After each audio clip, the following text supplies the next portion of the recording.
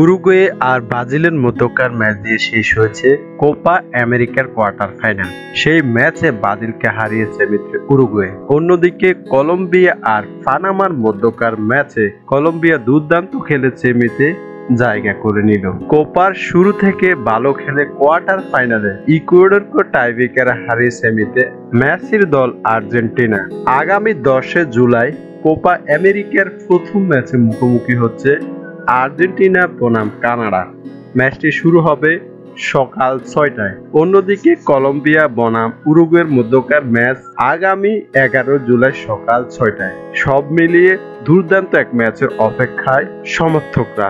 এদিকে কোপার পাশাপাশি চলছে ইউরোর ম্যাচ। হাড্ডাহাড্ডি লড়াইয়ে কোয়ার্টার ফাইনালে জার্মানিকে 2-1 গোলে হারিয়ে 3বারের ইউরো জয় স্পেন সেমিফাইনাল টিকিট নিশ্চিত করে। অন্যদিকে পর্তুগালকে বিদায় করে সেমিফাইনালে এখন 2বারের ইউরো জয় ফ্রান্স। টান উত্তেজনার মধ্যে কোয়ার্টার ফাইনালে সুইজারল্যান্ডকে হারিয়ে সেমিফাইনালে ফুটবলের জন্মদাতা ইংল্যান্ড। কোয়ার্টার ফাইনালের সমাপ্তি ম্যাচে তুরস্ককে হারিয়ে সেমি টিকিট নিশ্চিত করল নেদারল্যান্ডস।